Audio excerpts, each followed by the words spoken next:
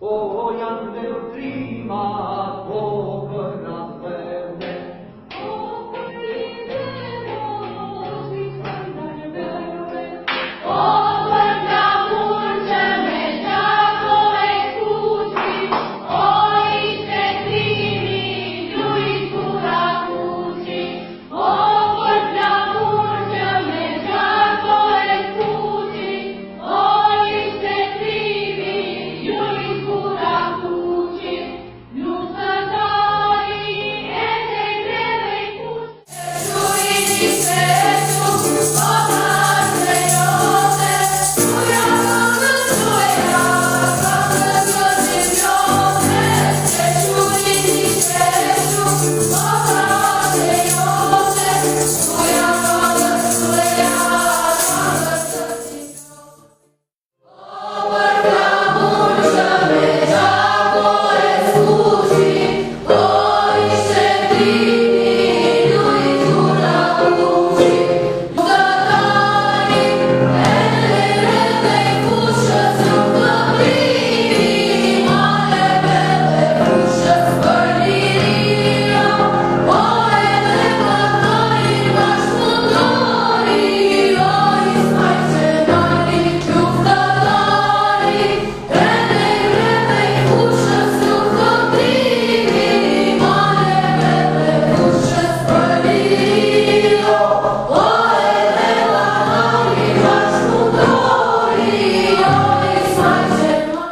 Normalisht, do me thonë, si produktivitet ose si reflektimi krejt këtij vullneti, do me thonë, të punës, cila e dëshmon me një farë forme aktivitetin pak më të një niveli pak më specifik, kërkohet një edukim i vullnetit shumë kohë më përpara.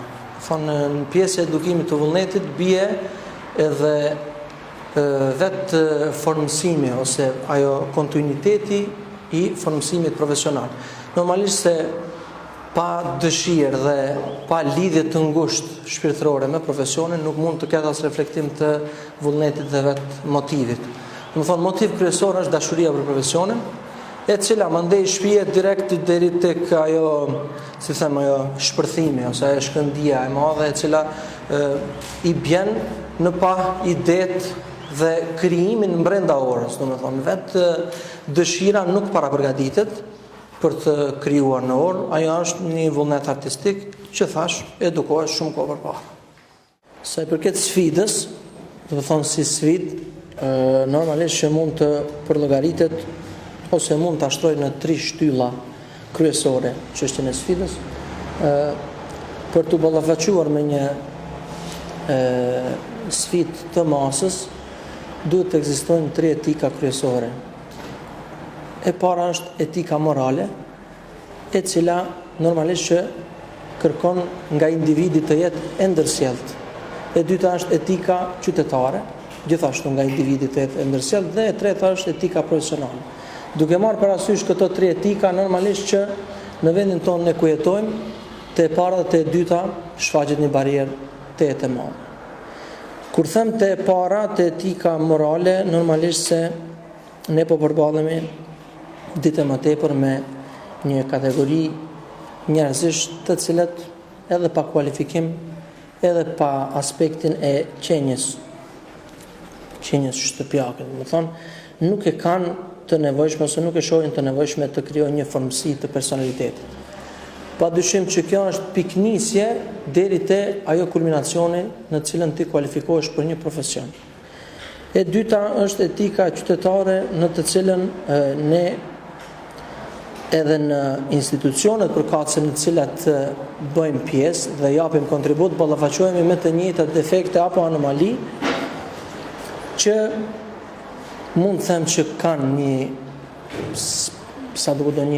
një ndikim shumë negativ dhe regresiv.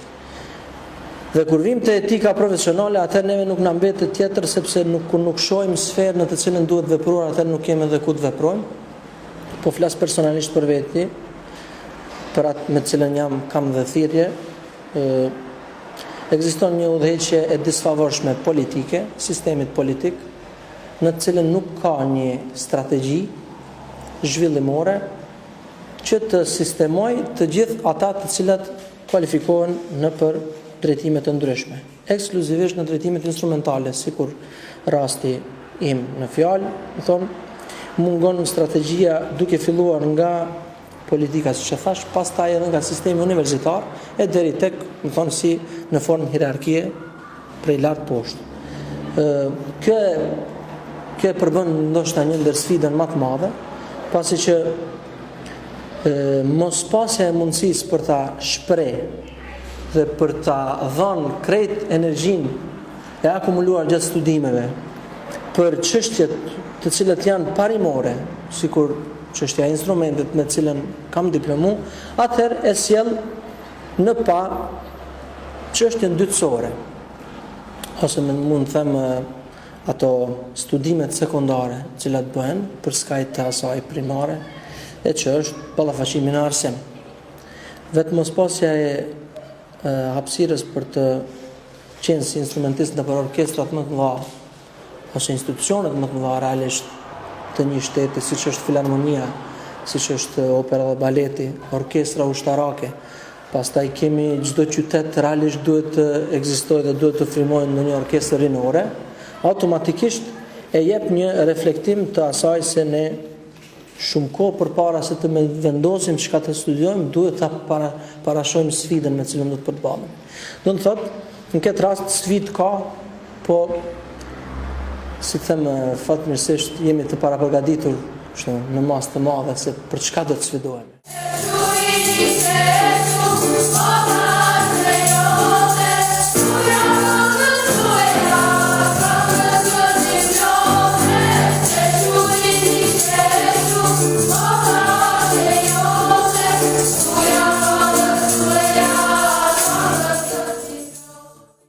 Ju përshëndes për vizitën që keni bërë shkollës time, për çdo mësimdhënës që ka një vizion dhe ka një dëshirë dhe një dashuri ndaj profesionit vet, për nxënësit, për kolektivin, për mësimdhënësit, është një pasuri e madhe. Arsyeja është aty sepse motivi kryesor është nxitja dhe risitë e reja që paraqet te nxënësit.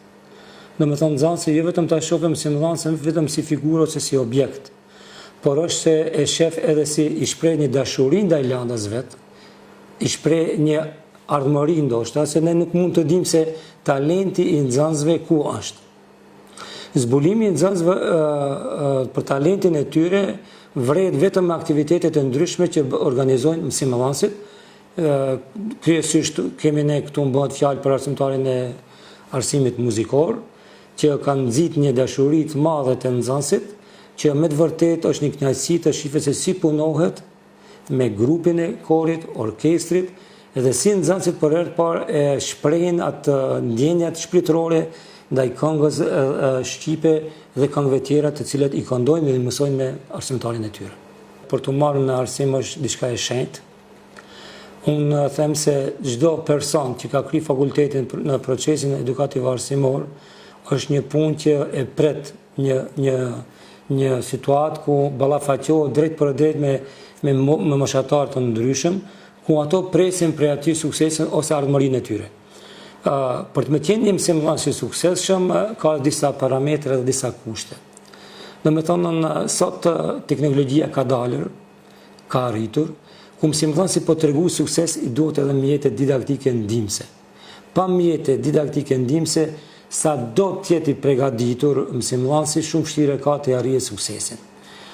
Në këtë rast, në shkollën tonë kemi bërë një vulkan në aspektin e arsimit muzikor, sepse me ardhjen e arsimtarit Ramadan dhe me përvojën e arsimtarit më të vjetër që tash që përshëndesim arsimtarin Gashi që shkon në penzion, që i ka dhënë një motiv plus arsimtarit të ri, e ka motivuar për punë, ne siguruam shumë mjete ndihmëse për punën dhe për arritjen e suksesit që bëni bum me disa këngë në rrjetet sociale, që kishmi festën 28 nëntorit, 22 nëntorit, festat para vitit të ri, festat patronatit shkollës.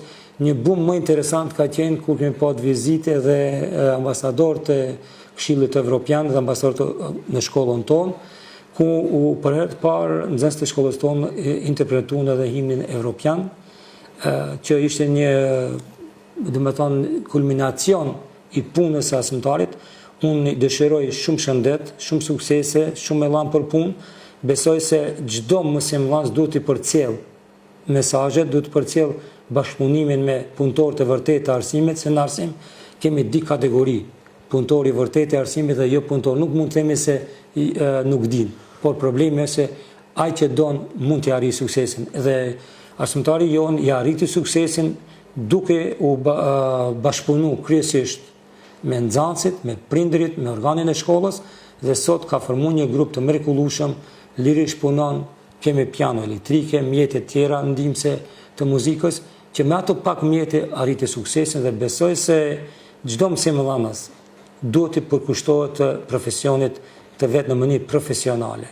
Qofse mendon të punojë në arsim, unë kam një porosi që të përkushtimet që në mënyrë profesionale që të arrijmë sukseset aty ku duhet, se të nxënësit tonë kemi talenta, pa dallim cilës shkollë bëhet, ka prirje nxënësit në shkallësitë e tyre, në profesionet e ndryshme. Nuk duhet me thënë se vetëm bëhet fjalë për arsimin muzikor, po kemi edhe tjerat, edhe me shkallësi dhe pa shkallësi të lartë, ku nxënësit e shprehin, por është problemi vetëm duhet një motiv i mësimdhënësve, një vizion i tyre, të shprehin një dashuri ndaj landës, tu tregohen nxënësve edhe pasuria e mavoshme, që çfarë pasurie mund vjen nëse miren me këtë profesion. Kuptojmë se çdo profesion duhet fëmijës të sigurojë ardhmërinë, nuk mund të jep me drejtime të ndryshme të cilat nuk kanë ardhmëri. Dhe nuk mund të jap me drejtime të cilat shembull nxënësit të kenë pasoja mandej, dëshirë ka pat të jetë piktor, a ne kemi çuar shembull në një profesion tjetër. Por mësimdhënësit dhe kujdestarët e klasës janë ato të cilët e vërejnë aftësitë e tyre, se ku nxënësit kanë dëshirë dhe kanë shprehë më shumë elan punë që nesër të ardhmen pasi të mbarojnë klasën e 9 të regjistrohen për shkollat e mesme në profesionet e dëshirave që kanë. Unë kam një porosi të gjithë prindërit, ju lutem që mos të imponojnë fëmijëve tyre profesionet të cilat nuk e kanë dëshirë, por me tjetë vetë përcaktimi i fëmijëve në profesionet e tyre, se vetëm ashtu mund të ecmi përpara.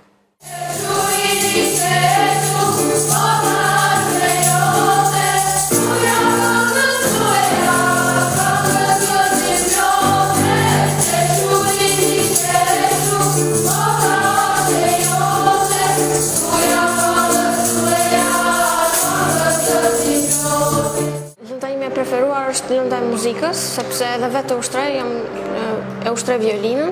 Kam 7 vite që ushtrej, domethënë, muzikë, dhe arsyeja është pse edhe ushtrej, po edhe pse është thjesht frymëzuese për mua. Ndikon shumë sepse është edhe një si pikpamje për mua se ku do të vazhdoja po pikëqënimin tim në të ardhmen. Vetë ora e muzikës na kalon mirë, ndihemi shpirtërisht të relaksuar dhe mezi presim të na vjedhë ora e muzikës. Pse kam zgjedhur muzikën? Muzika është një lëngë shumë e denjë për mua dhe pëlqen shumë. Sepse kam pas talent, duhet ta shfrytëzoj. Ndikon shumë talentin tim sepse është shumë arsimtar i mirë dhe na jep motiv për të ardhmen. Natyrisht arsimtari Ramadan është një arsimtar i ri dhe me pak punë e ka treguar vetëm në shkollën tonë dhe besoj që duhet me pas edhe tjerë arsimtarë si arsimtari Ramadan, por me ecë shqiptar përpara me arsim dhe me edukim. Unë shoh në Rrugës Saska dhe jam nxënës në klasës së 4-7. Dhe më pëlqen të shkoj në shkollë të muzikës dhe të ndjek mësimin. Tani unë po bëj një vepër muzikore.